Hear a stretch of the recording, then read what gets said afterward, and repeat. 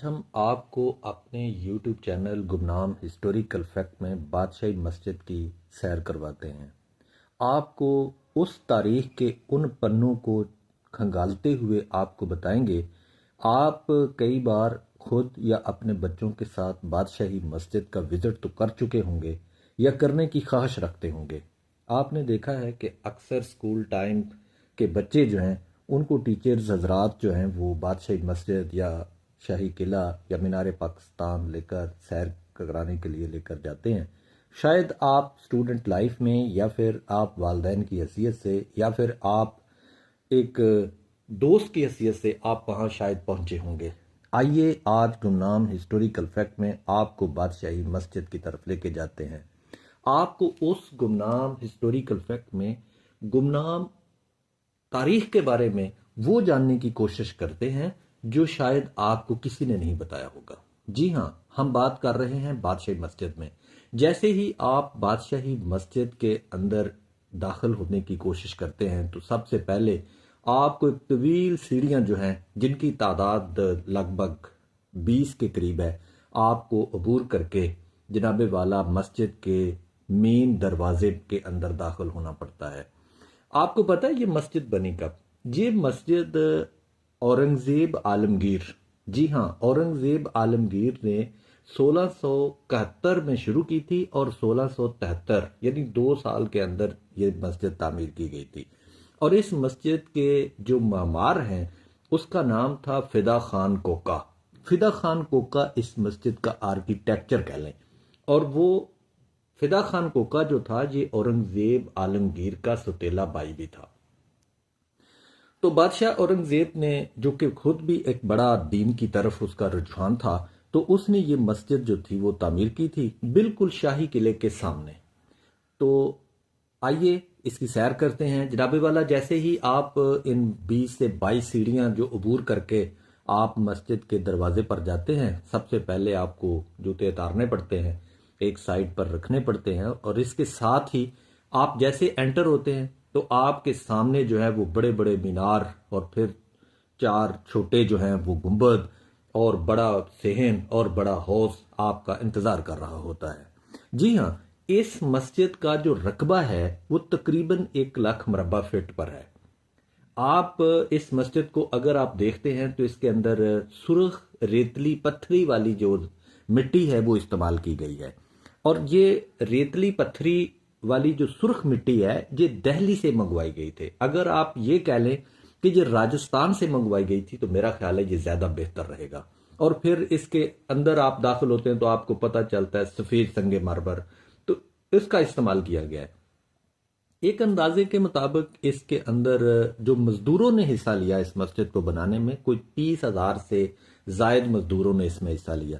ये जब तामीर की गई यानी 1671 से 73 तक जब ये मस्जिद तामीर हुई तो उस वक्त इस मस्जिद पर तकरीबन लगभग कोई 8 लाख के करीब जो थे वो पैसा खर्च हुआ उस वक्त।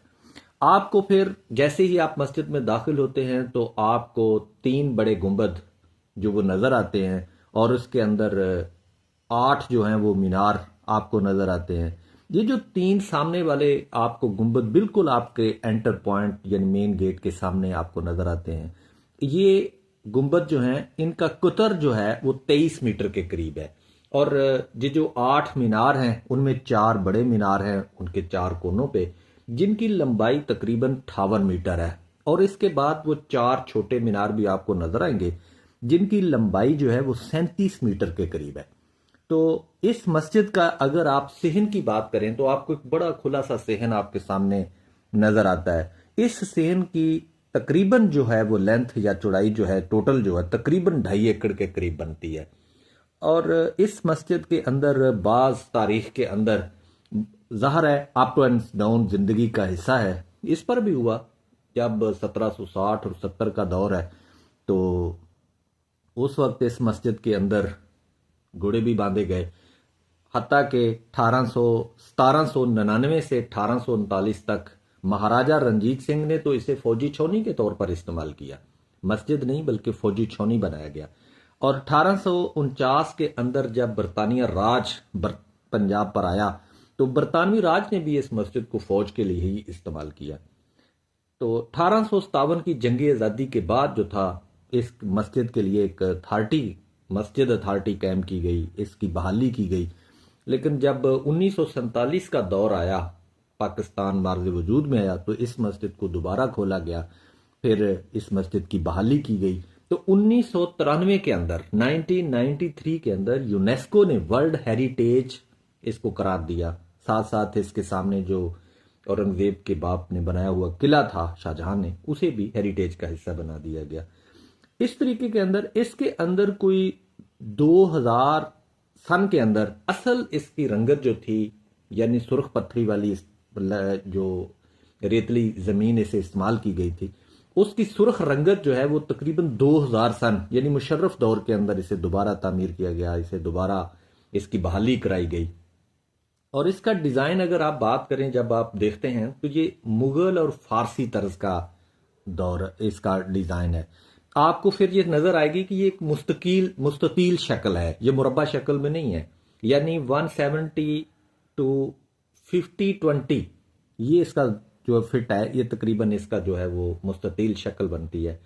آپ اگر صحن کی بات کریں تو تقریباً 2,78,000 مربع فٹ اس کے اندر جو ہے وہ اس کا صحن ہے۔ اس کے اندر ایک اندازے کے مطابق نمازی جو ہے وہ 1,00,000 نمازی جو ہے وہ اس کی گنجائش ہے۔ پھر اس کی اگر آپ دیواروں کو بات کریں تو 10 فٹ موٹی دیواریں ہیں۔ آپ اس کی دیواروں کے ارد گرد اگر آپ گھومتے ہیں، جہاں پر چھوٹے چھوٹے حجرے بنے ہوئے ہیں جہاں سے وہ گارڈز باہر دیکھنے کے لیے ہے، تو آپ دیکھتے ہیں کہ 10 فٹ چوڑی جو ہے وہ دیوار بنائی گئی ہے۔